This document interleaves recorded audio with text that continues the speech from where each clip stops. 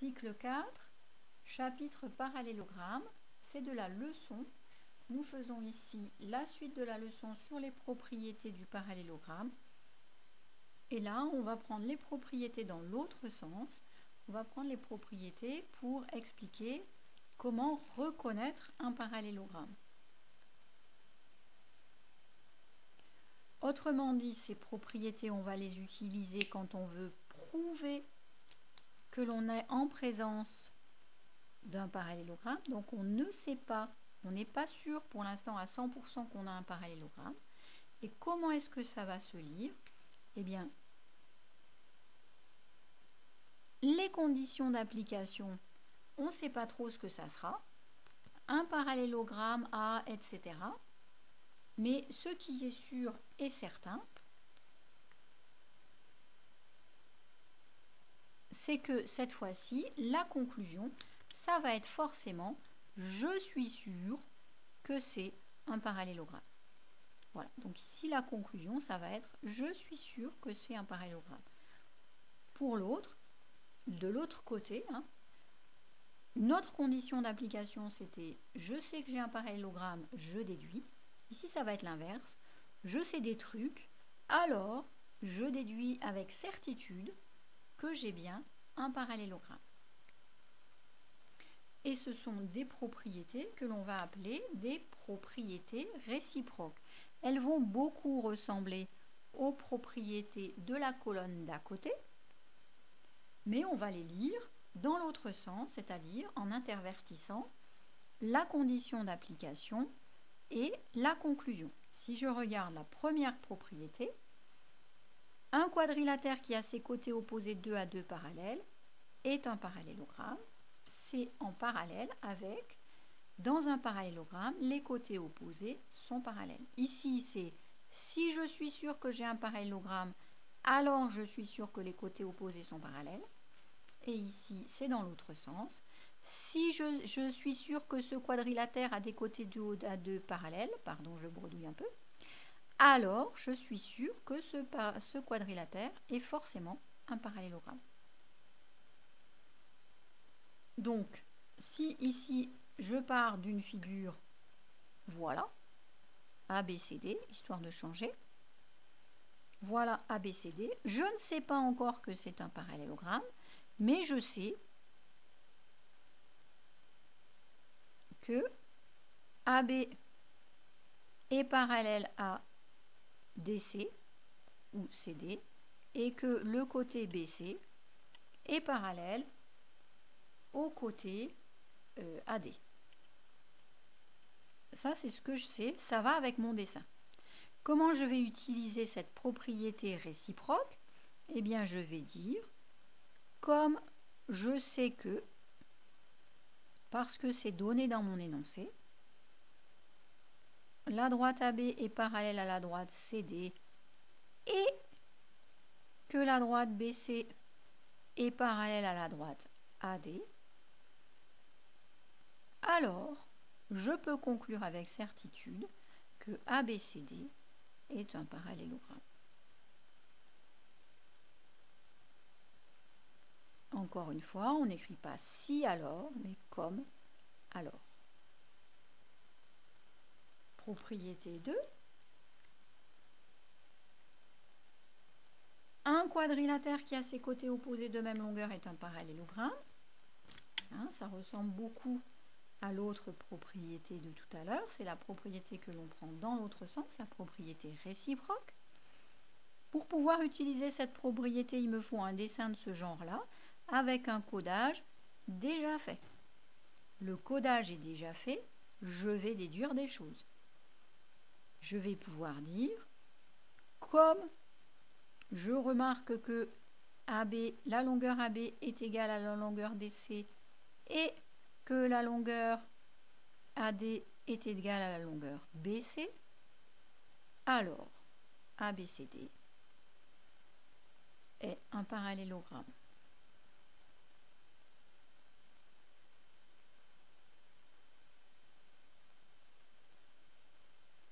Comme alors, encore et toujours, ces mots de liaison qui me permettent de donner du sens, ces mots de liaison logique.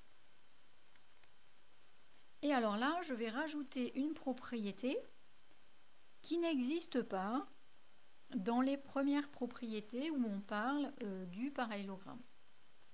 Alors cette propriété, elle est souvent utile parce que, comme vous avez pu remarquer, pour démontrer qu'on a un parallélogramme, il faut savoir que les côtés opposés sont parallèles, mais il faut tout savoir, pour les 4 côtés en fait.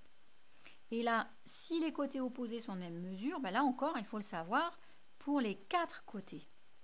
Et ce n'est pas toujours le cas.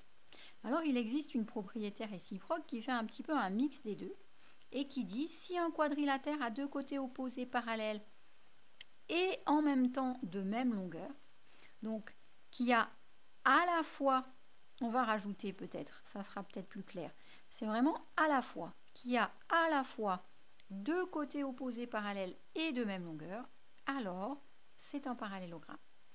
Donc moi ici, je vais me remettre à tourner dans l'autre sens, A, B, C, D, pour varier les plaisirs.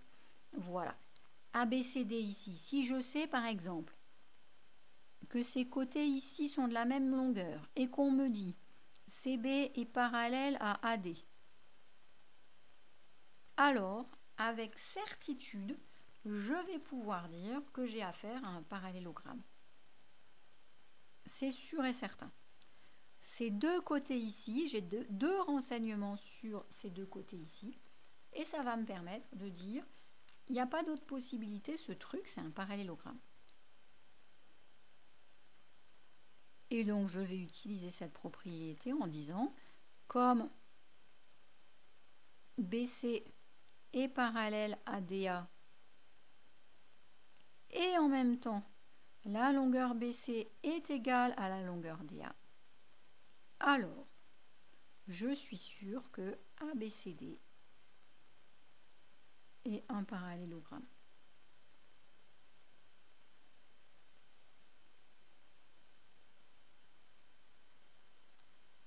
Dernière propriété,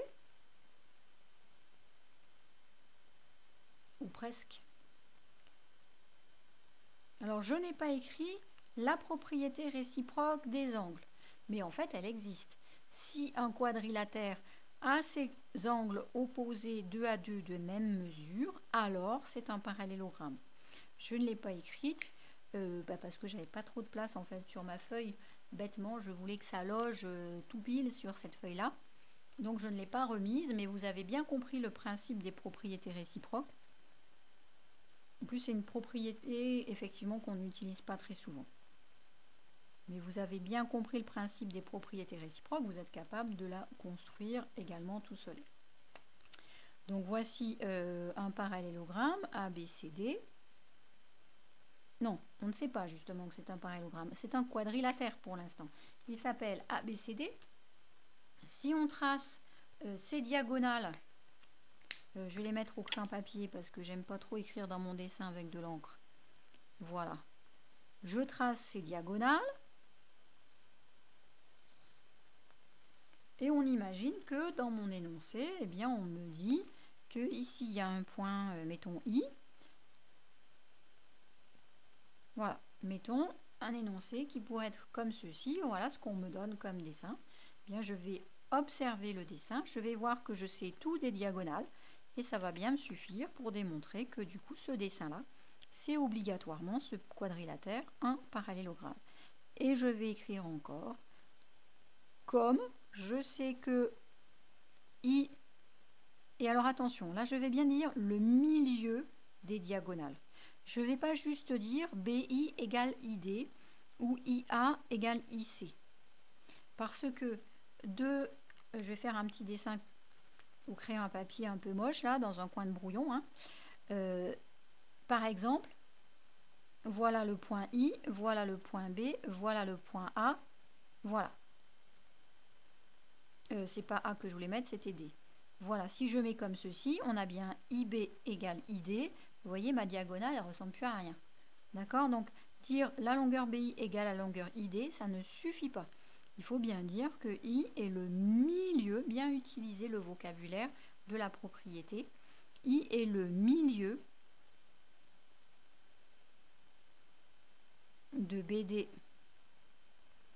si j'arrive à écrire, et AC, de ces deux segments diagonales, alors je suis sûr que ABCD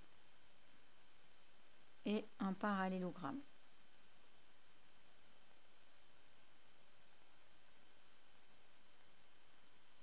Voilà.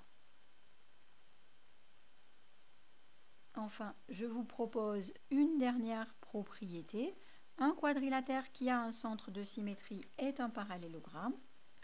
Autrement dit, si je sais que j'ai un centre de symétrie dans mon dessin, alors je sais que ce dessin de quadrilatère, c'est en fait un dessin de parallélogramme.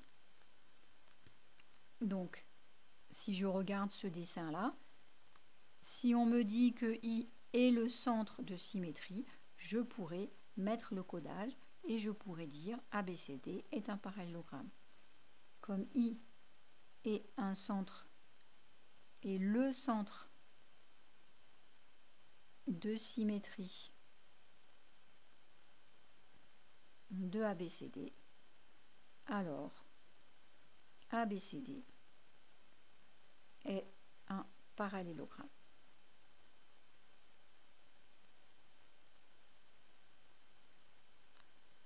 Voilà, donc je pense que c'est compris. On utilisera donc ce stock de propriétés pour faire des démonstrations de géométrie. Je gomme mon petit dessin moche là. C'était juste pour vous expliquer, mais ça ne fait pas partie de la leçon. Donc on est bien d'accord, ces propriétés sont à connaître et à utiliser dans le bon sens. Celle-ci pour démontrer qu'un quadrilatère est un parallélogramme, celle-là à côté à utiliser seulement quand on sait qu'on a affaire à un parallélogramme et on veut démontrer des propriétés du dessin. Alors, bon courage pour retenir tout ça, c'est vraiment un effort important, mais c'est un effort à faire. Et puis, il y a besoin d'entraînement, effectivement, pour écrire correctement des démonstrations. C'est une partie un petit peu compliquée des mathématiques, mais ça vaut le coup de se pencher sur la question et de faire l'effort d'essayer pour pouvoir réussir.